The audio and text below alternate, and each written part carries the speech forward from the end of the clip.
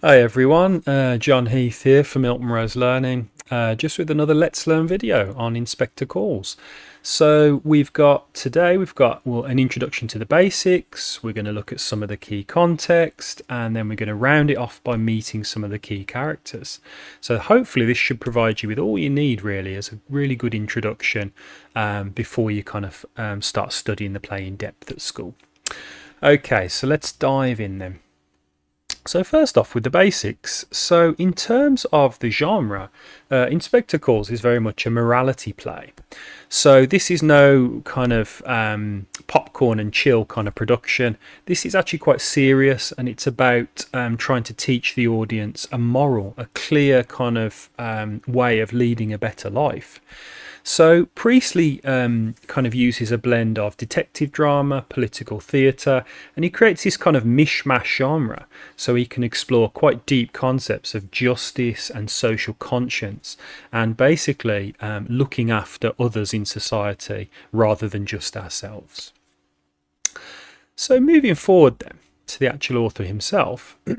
So we have J.B. Priestley. So he's a British playwright, and he was a hardcore socialist. Okay, so what is socialism? So socialism is the idea that we shouldn't have wild wealth inequalities in Britain and in the wider world.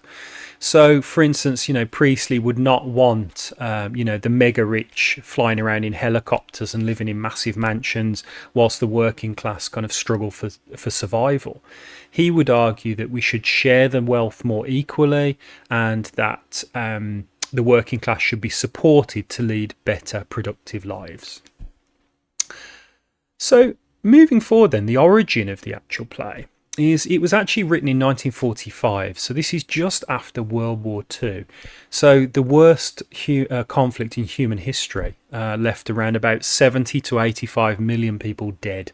So what this created was almost like a tidal wave of desire from the public to build a better world. They don't want to go back to the horrors of the 1930s and the 20s, where life was extremely tough. They want a more progressive, more equal world. And I think Priestley's play really chimes in and fits in with that kind of wider desire. So moving forward just on to the plot summary, if we just have a little look there. So it's set in 1912, actually, before World War I, which broke out 2 years later in 1914. So the wealthy Birling family are living the dream. They are celebrating their daughter Sheila's engagement to Gerald Croft in, as you can see, a very nice kind of living room there, very, very, very posh. However, the party pooper arrives, so Inspector Goole arrives, and he is there to investigate the suicide of Eva Smith, who's a young working class woman. He works very hard but has suffered a tragic death. So as the plot continues then, the play develops and the interrogation unfolds, and Inspector Goole goes round each Birling family member and Gerald Croft as well to show how each one of them has indirectly played a role in her untimely demise and her downfall. And he goes around and he doesn't accept any kind of obfuscation or lies from the Birling family. He keeps going to try and get them to own up to what they've done. However, plot twist, the story does end with a kind of strange kind of ending, in the sense of the inspector may not actually be real. Okay, so hence the name Goole, Inspector Goole, meaning ghost or spirit. So it may be that he was a figment of the Birling's imagination, who knows? But that'd be interesting for you to tease out with your teachers at school. Okay, so that's some of the basics. Now then, let's have a little look at some of the key context. Now, if we look at the context together then, now it's important to know that no writer just writes their work in a bubble. They are influenced by historical events, by social events. They're really kind of involved in that kind of element. So first off then, 1912 society was quite a brutal, harsh place. So there was a rigid class system in the UK at this time. So we have the aristocracy at the top, we have the upper class, the middle class, and the working class at the bottom, who life was very tough for them. Now, effectively, there was a lot of elitism. So if you were in the upper class, you would look down your nose at those below you. And so it was quite an unpleasant kind of time in that sense. On top of that, though, we have a thing called patriarchy. Now, patriarchy is basically the posh term for male-dominated society. And in the time of the play, it was extremely male-dominated. So characters such as Mr. Birling, who we'll get to see later on, was extremely powerful just by their gender. And characters such as Eva Smith, who gets kind of traumatically kind of treated by pretty much every other character. She's right at the bottom for a social division, but also the fact that she's a woman, and women didn't really have much power in this time. Also in 1912 society, there was no welfare state. So if you get injured, there's no NHS to help you. If you lose your job, then there's barely any welfare payments. So it was a real problem. There was no social net, or very minimal social net. So it could be almost life and death, if you lose your job. This was a really big deal. So it was an extremely difficult society to be part of in this era. Then, still in terms of context, the 1945 kind of when it was written. So as we learned, we just experienced World War II, which had left millions of people dead. So it had that real big impact, almost like a catalyst for social change. People were not happy to go back to the pre-war kind of system. They wanted a new way of living, and they wanted it more equal, and with the state doing more to support the most vulnerable in society, like Eva Smith. Okay, and then Priestley's views, as we learned, he's a strong socialist. So with that comes his political ideology filters into Inspector Goole at all points. This is very much a political play, and with a political point. And he's trying to get the audience to not just enjoy the drama in front of them, but to kind of buy into the socialist concepts of collective responsibility. Life is not just all about money, money, money. We want to be doing well in society, but then kind of passing the wealth around the system so the weakest in society still have a chance of a good life. Okay, so with the context now touched on, let's round it off by looking at some of the key characters. So first off then, we've got Mr. Birling. Okay, so there he is, the big man.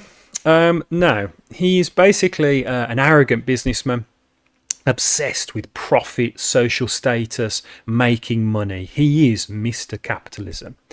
So he believes in individualism, not collective responsibility like Priestley. And basically, he's shown to be a bit of a buffoon-like character, because Priestley uses dramatic irony very cleverly to show that Mr. Birling and the capitalists don't really know what they're talking about. So he mentions in the play the Titanic, and he says absolutely unsinkable, this ship. And what do you know? It sinks. So again, he's shown to be a bit of a buffoon. Likewise with World War One, he says, no, it will never happen. And then 2 years after the play is set, World War One breaks out. So it shows that he's very out of touch. He's very good at business, but he's no good at the political situation. And he's actually, like I say, a bit of a buffoon-like figure. Okay. Then we have his wife, Mrs. Birling. So she is pretty much ice cold. So she is of the upper class, and she sees herself as morally superior, better than anybody else, pretty much. Even her husband, dare I say. And she refuses to help Eva Smith in a dramatic part of the play. So even though she runs a women's charity, she refuses help to Eva Smith. So it's obviously that big kind of ironic part of the text, and so therefore she represents upper class hypocrisy. She she kind of looks like she helps people and running the charity and whatnot, but when it comes to the crunch, she just refuses to help. So she has a complete lack of empathy. Then if we look, it's not all bad news. So if we look at Sheila Birling, who's the daughter of the family, so she begins as an extremely naive character and very self-centered. However, she begins to develop what Marxists would call class consciousness. So she starts to become aware of the class system and her role in it. And so she starts to feel guilty for her role in Eva Smith's downfall, and she starts to learn from it. So really importantly for Sheila Birling, she symbolises hope for change and social progress. We can build a socialist society because the younger generation are up and coming and they see things differently, and so they do want to build a better world. So she's a figure of hope within the play. Then you've got her brother, Eric Birling. Now he's a bit more of a murky figure, this guy. So he's quite a troubled figure. He drinks heavily. He doesn't have much confidence. And he does, however, accept some form of guilt and responsibility because he does mistreat Eva Smith himself, and he does kind of start to own up to that. So he again represents a potential for change and the emotional growth in Britain's youth, although he is a flawed figure, we should say. So moving swiftly on, we have Gerald Croft. Okay, so he is the husband-to-be for Sheila Birling. So he's upper class, he's confident, he's a very chill kind of guy, and his path does cross with Eva Smith, and he tries to help her up to a point, but he ends up using his financial power and then discarding her. So again, he reflects arguably the middle class. He's not necessarily malicious, but he is unwilling to change. He likes his position as it is, and he does not want to move from that powerful position. Then we have Inspector Goole. Okay, so he's mysterious, authoritative, very calm and in control, and he challenges each of the Birling characters to face up to their guilt and what they've done and their horrible role in causing the untimely death of Eva Smith. So therefore he acts as Priestley's voice almost in the play, promoting that socialist ideology that runs like a thread throughout the whole play, and it promotes Priestley's message of social responsibility. Okay, and then last but not least, we have Eva Smith, or Daisy Renton, because she has to change her name in the play, and some students get a bit mixed up with that, but it is the same character. Okay, it's the same person. So she never appears on stage. She's a powerful offstage presence because obviously she's committed suicide at the start of the play, so we never truly get to meet her. She represents the voiceless, the vulnerable members of British society, those who can't speak up for themselves and who get mistreated by the upper class.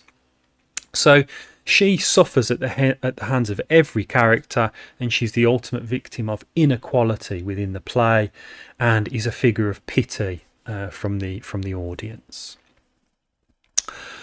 Okay then. So if we just have a very quick rundown, we've looked at some of the basics of Inspector Calls. We've then picked apart some of the key context. If you want to get the high marks in your exam, that's really important to know. And then we've started to introduce you to some of the key characters, and we'll be developing these themes in later videos. So obviously don't forget to hit the like, subscribe and tap the bell icon. It really helps us out, so that would be really great if you could. Please feel free to drop us a comment in the box, and if there's any other videos that you'd love to see, and we'd be more than happy to make them. And obviously thanks for watching. Take care.